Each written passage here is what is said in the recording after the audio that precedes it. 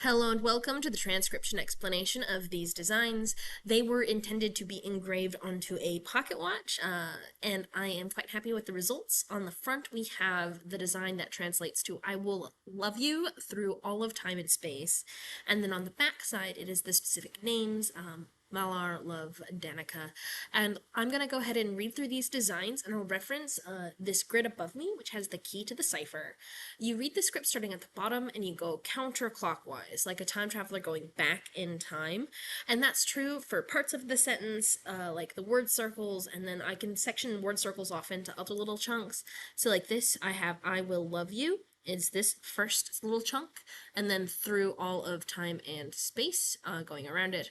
And then the letters and the words themselves, we have bottom counterclockwise reading order, so we have the Malhar here, and then Love here. And then for the letters to translate them out, fly, there are letter stems and modifiers. So if you look above me in the little grid, the letter stems determine the different rows. You'll hear me say things like a deep divot, and that's like a horseshoe shape, like an omega, like an almost completed circle that's still broken, not fully completed. And that horseshoe shape, I'll call it deep divot, and that means we're in the top row. And then there's full circles, ones that are fully completed. There are full circles that float inside the word circle. So if we take a look at like this one here, this circle floats fully inside our word circle. Whereas letters like these, they cross the line of the word circle. So here's the word circle, and then there's a crossing circle. So the floating circle is second row, and then the crossing circle is the bottom row. And the third row is a shallow divot. So unlike the deep divot, where it's more than 50% complete, a shallow divot is 50% or less of a circle. So here's a shallow divot, shallow divot, shallow divot, deep divot, shallow divot, floating circle, again, word circle. So even though this circle crosses the line of a line, it's not the line of the word circle. So this is still just a floating circle, deep divot, floating circle, floating circle. And then you'll hear me reference modifiers. So the dot modifiers, they are little dots. They can be together like this, or they can be apart like this. What matters is the amount of them and which letter they're closest to, as long as that letter doesn't have a line, because you can't have both dots and lines. So there are 1, 2, 3 dot modifiers with this deep divot. So if you look at that deep divot, so top row, and then the 3 dot modifier column, that makes it the letter D. So this is the letter D, where this 1, 2, 3 dot modifier goes with a floating circle, so that's the letter L. And then line modifiers. Lines, they can curve like this, they can be straight lines like this, they can go inside, outside, wherever, so long as we can tell where they end on a letter, we can tell where they count. So these 1, 2, 3 lines all end on this floating circle, so that would be the letter M, floating circle, 3 line modifiers. And then 1, 2, 3 dots are on this one, so that's an L. And these lines, this line right here, passes through it. And lines only count where they end on a letter. So this little line, it counts only on this letter stem here. Here's another example of lines passing through. So this line is on a vowel. And let's talk a little bit about vowels. So vowels are little circles. You see how these little circles aren't filled in like the dot modifiers? And A is a vowel that is positioned outside the word circle. So lots of A's in this design. A outside here, A outside here, A outside here, A outside here. This I has a line going inwards. I'm actually going to adjust this A really quick, make it a little bit more centered.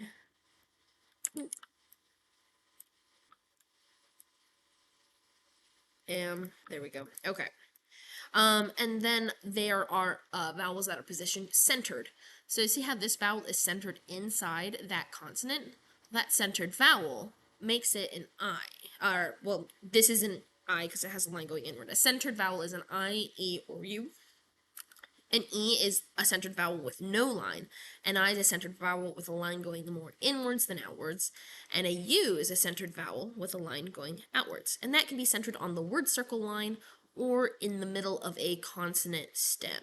And again, those consonant stems are those deep divot, shallow divot, floating circle, crossing circles. So yeah, and then the last vowel position is internal or attached. So this attached internal vowel is attached not in the center of that letter stem, but internal on the line of that letter stem. So that's an O. And you can have O's that are internal that are not attached to anything, which I have an example of here. So here's the word circle, for of, and floating internal is our O. Even though it's not attached to any consonant, these are just little line modifiers coming from the F. That is floating internal. So with all that being said, let's go through and read the design. So this is a little start marker. It tells you where to start reading and orientation, and this also gives a little bit of an indication that this circle is intended to be read as a separate kind of sentencey bit before continuing on to the rest of the design. So we have our start marker, and we have this first little word, and all it has on it is a little vowel with a line going inwards, and that little vowel is the letter I, and that whole word is the word I. And then in this word circle, we start at the bottom here, we have this shallow divot with 2 lines sticking off of it, so that's a W. And another I with a line going inwards, and this is a double letter. See how it's 2 concentric circles? And those 2 circles are the same thickness, indicating it's the same letter twice. That's why we only need a total of 1, 2, 3 dots to indicate that that's a double L. We don't need 6 dots for the 2 L's because we know it's an L because it's got the 3 dots on it, and it's just a double letter because it's a double circle. So, I will, continuing around, we have this circle here. We start at the bottom going counterclockwise, 1, 2, 3 dots on that L, O, attached to that L, V, shallow divot 1 line, and then E, internal, well, it's centered attached, centered on the line of the word circle inside the consonant. So L-O-V-E is love, Y has 1, 2 dots, and is crossing. The O is internal attached, just like this O here, and then a U with a line going outwards, so that's you. So I will love you. And then we have this crossing circle with no dots or lines near it, so that's a TH. And then this shallow divot has 1, 2, 3 dots close to it, so that's the R. This O is attached, a U with a line going outwards, and then this 1 dot here on this crossing circle is a GH. So we can do 1 letter for 2 letters, well, 1 letter stem for 2 letters, and that's an optional thing. I could have done a G and an H, but I wanted to do the GH, mostly to add a little dot here to kind of connect this little dot pattern. So through. A positioned outside the word circle, another double L with 3 dots on it, just like this double L. O floating inside, a deep divot with 3 lines for the F. T shallow divot, no modifiers. I line going inwards. M is pretty sneaky. It looks like it could be an N with just 1 line, but if we look close, these 2 lines end on it. It doesn't pass through, it ends on it. So that would be 2 lines on the M, and then the E is freaking fly. Is centered inside the M. And then A outside the word circle, 1, 2, 3, 4 dots on the ND, so A, ND. S with 1, 2, 3 lines. This line is pretty sneaky. See how it looks like a pretend full circle? Except it has, why are they bothering me now? They were fine while I was drawing, and then I start recording the video and I'm being attacked. I'm talking about the S with its tricky line that curves around and ends on it twice, because this line starts here and this line stops here.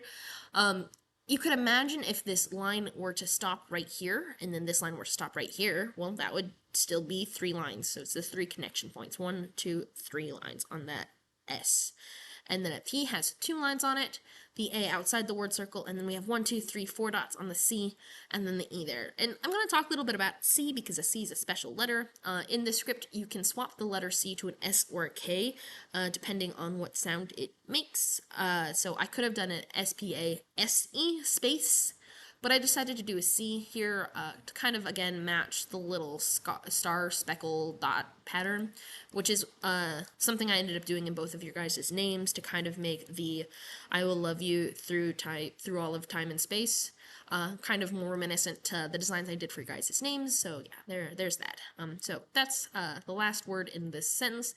And then this floating circle here is a period. An open circle at the end of the sentence is a period, and it's not inside any word or makes a word circle itself, so that's that. Let's go ahead and read these here. So starting at the bottom here, going counterclockwise, we have our first name, and we have 1, 2, 3 lines on a floating circle for the M. The A is outside the word circle, 1, 2, 3 dots on the L, and then we have 1, 2 lines on the H, deep divot, A outside the word circle, and 1, 2, 3 dots on the R. And then L-O-V-E, done the same way as the other love, 3 dots on a floating circle, O internal attached, V shallow divot 1 line, and then another E attached to the center. And then this deep divot has 1, 2, 3 dots on it, making it a D. The A is positioned outside the word circle, the N has one line, the I has a line going inwards, and there are 1, 2, 3, 4 dots on this C, and then this A is again floating outside the word circle. So, I forgot to mention, the reason why I'm reading the N and then the I is because you read the consonant before the vowel.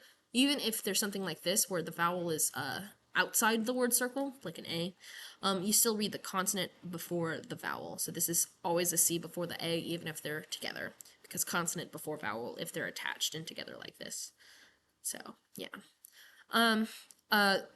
This little dot pattern can be kind of hard to tell where the 3 dots go and the 4 dots go, but if we just look at each individual dot and we try to figure out, well, which consonant is closer, well, this consonant is closer there, this consonant is closer here, and that consonant is closer here. And this one can't have any dots because it already has a line on it, and you can't have both lines and dots. So yeah, that is your design, and I'm seeing a little weird thing here. So we'll get rid of that. I don't know why that happened. Yippee weird line things. But yeah, okay. Those are your designs, and I am looking forward to getting them engraved. See ya. Bye.